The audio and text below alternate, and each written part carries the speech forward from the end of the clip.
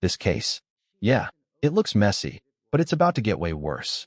We've got a defendant stacked with multiple felony charges across different states, a judge who's already skeptical before the hearing even starts, and allegations that go from fraud to something far more disturbing involving vulnerable victims.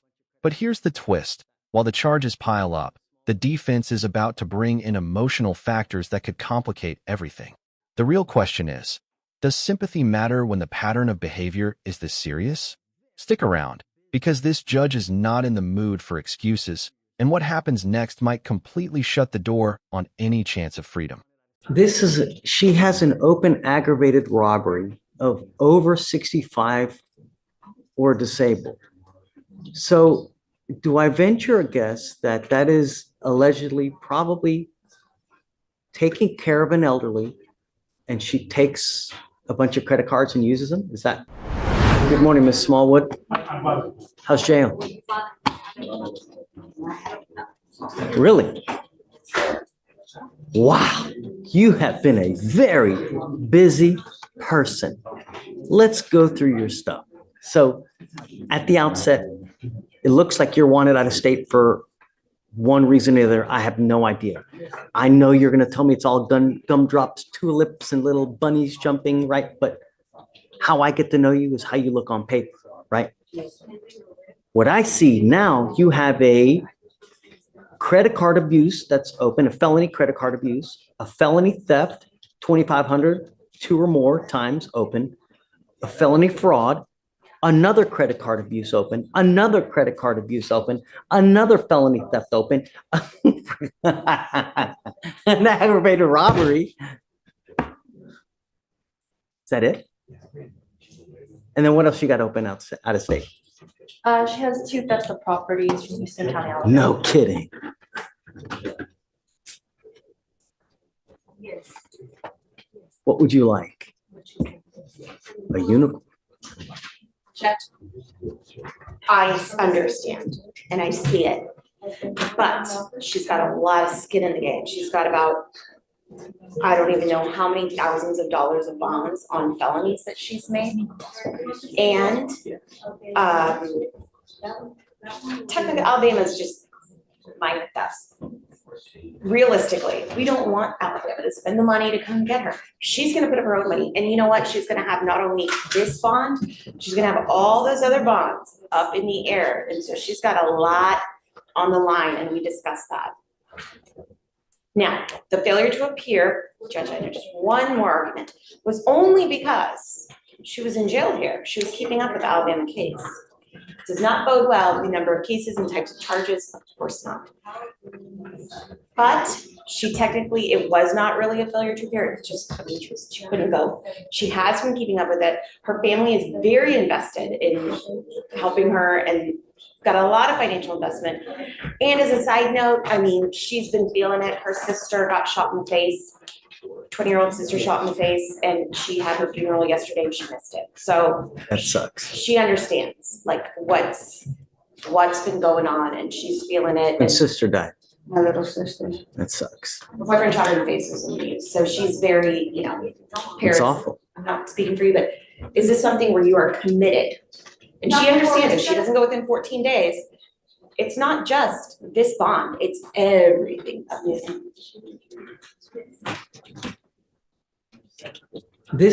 She has an open aggravated robbery of over 65 or disabled. So do I venture a guess that that is allegedly probably taking care of an elderly and she takes a bunch of credit cards and uses them? Is that? I would have to see if there was some offense. But Judge, she's also had similar history in others. All right, this is the turning point, and you can feel it. The prosecution is drawing a clear line.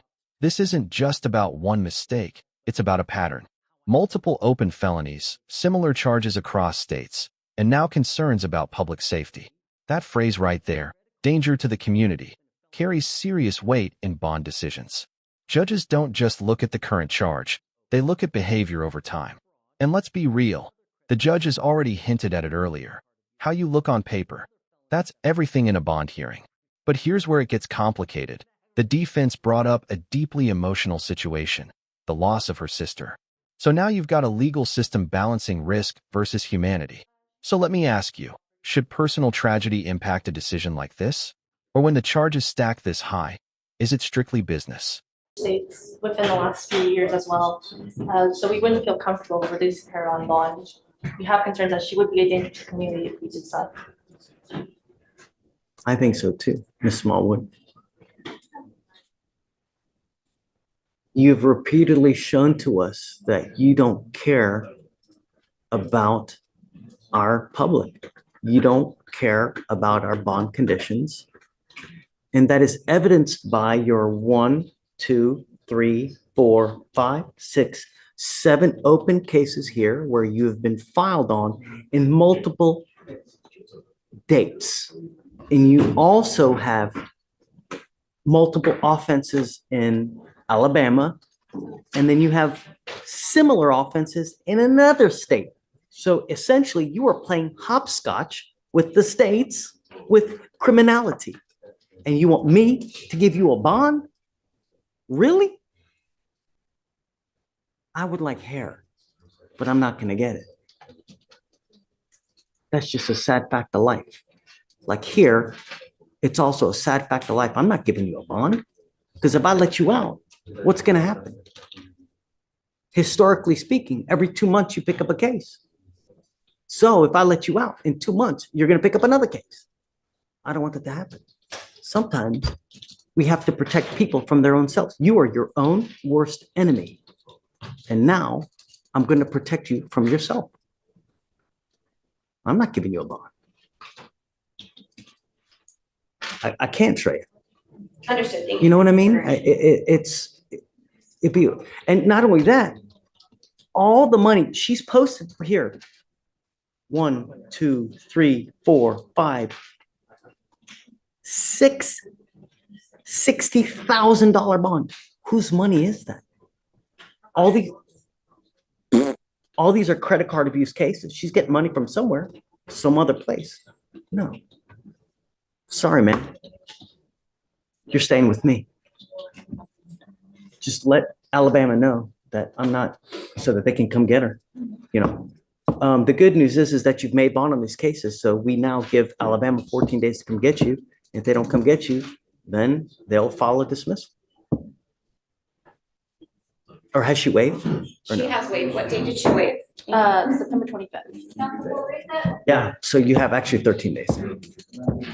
No way, Ms. Smallwood. It's time to pay the piper. Thank you. You were charged with driving while intoxicated. You're facing up to 6 months in jail and or a $2,000 fine.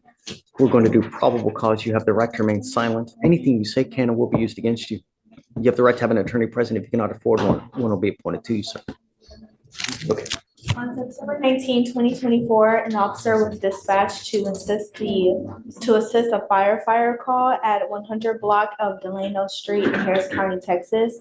The wheel witness, the firefighter Paul Dean, stated that the defendant was asleep behind the wheel at the stop sign of the 100 block of Delano Street. The wheel witness tried waking the defendant up and tried to pull him off from the scene, and then came to a stop when other firefighters blocked his path. The officer observed a mild odor of alcohol, glassy bloodshot eyes, and swaying. The defendant stated that he was coming from an Airbnb downtown and had nothing to drink all day.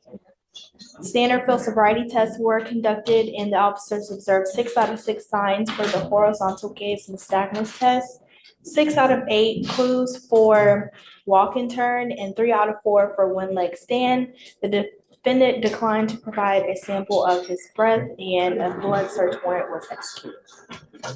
I need the eyes. Yes, sir. So it looks like we had, it looks like there was a DWI/open container that's currently pending in Fort Bend, and another one from this year What? pending in. Kidding. This is his third open DWI? Yes, and then it looks like the second one is in Oasis. You really have 2 other open DWIs? Holy moly, mother. Oh, oh. And you got a PR bond on this case? Guess what I'm doing to that PR bond? Guess how high I'm making your bond now, Mr. Gonzalez? And just like that, we see the judge take a hard stance, not just in one case, but across the board. From denying bond in a multi-felony situation to revoking a PR bond and slapping a $50,000 bail on a repeat DWI offender. The message is crystal clear: patterns matter. This isn't about isolated incidents anymore. This is about repeated behavior, ignored warnings, and escalating consequences. What stands out here is the judge's approach. He's not just reacting, he's intervening. Whether it's protecting the public or, as he puts it, protecting defendants from themselves, these decisions reflect a system trying to draw a line before things spiral even further. Now I want to hear from you. Did the judge go too far, or was this exactly the kind of accountability needed? If you found this case as shocking as we did, make sure to hit that like button, share your thoughts in the comments, and don't forget to subscribe for more jaw-dropping courtroom breakdowns.